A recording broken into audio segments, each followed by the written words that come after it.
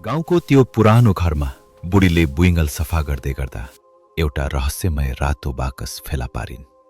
उनले बाकस छुन मात्र के खोजेकी थिइन्, बुढाले पछाडिबाट गर्जिए, ए बुढी, त्यसलाई नछौ। त्यो बाकस छोइस् भने हामी कसैको खैरियत छैन।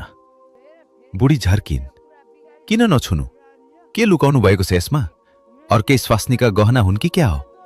बुढाको अनुहार डरले निलो भयो। उनले भित्तामा अढेस लाग्दै भने, चुप लाग, तँलाई केही थाहा छैन। यो बाकस मैले 40 वर्ष अघि त्यो काल रात्रिमा जंगलबाट ल्याएको हुँ। बुढाले लामो सास फेर्दै विगत सम्झिन थाले। बुढी, कुरा 40 वर्ष अघिको हो। म त्यति बेला जवान थिएँ, रगताम्य जोश थियो। एक रात म घर फर्कदै गर्दा जंगलको बीचमा बाटो बिराए। मुसलधारे पानी परिरहेको थियो, बिजुली चम्किरहेको थियो। ओत खोज्दै जाँदा म एउटा भत्किएको पुरानो मन्दिरभित्र छिरे। त्यहाँको वातावरण असाध्यै भारी थियो। मन्दिरको बीचमा एउटा मूर्ति थियो र त्यसको मुनि यो बाकस राखिएको थियो। अचानक मन्दिरभित्र एउटा अनौठो आवाज गुन्जियो, मानौ कसैले मलाई बोलाइरहेको थियो।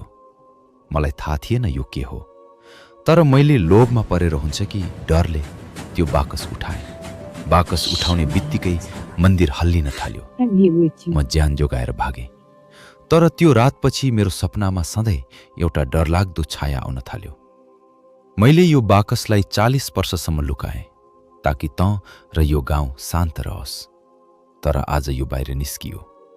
अब यसले कसैलाई छोड्दैन। बुढीले भनिन्, तपाईँ डराउनु भयो होला बुढा, तर म डराउँदिन। 40 वर्षसम्म तपाईँले यो भारी बोक्नुभयो। अब यसलाई खोलौँ र के छ हेरौँ। बुढा लाचार भए। उनले कापिरहेको हातले आफ्नो कम्मरबाट एउटा पुरानो साँचो निकाले। कर्कस आवाज गर्दै ताल्चा खुल्यो। ढक्कन बिस्तारै खुल्दा कोठामा एउटा यस्तो सुनौलो उज्यालो फैलियो कि बुढा र बुढी दुवैका आँखा तिर्मिराए। बाकसभित्र एउटा पुरानो रगत लागेको मुकुट, एउटा खिया लागेको खुना र एउटा पुरानो च्यातिएको चिठी थियो। चिठीमा लेखिएको थियो, जसले यो बाकस खोल्नेछ उसले यो गाउँको रक्षक बन्नुपर्नेछ। यदि उसले यो मुकुटको भार थाम्न सकेन भने यो गाउँ खरानी हुनेछ।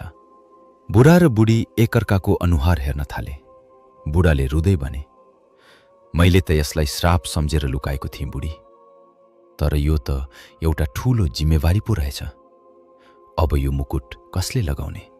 अचानक बाहिर कसैले ढोका ढकढक्यायो। Tap tap. अँध्यारोमा को आएको थियो त? के त्यो चिठीमा लेखिएको खतरा सुरु भइसकेको हो? बुढाले काप्दै खुडा समाते र बुढीलाई आफ्नो पछाडि लुकाए।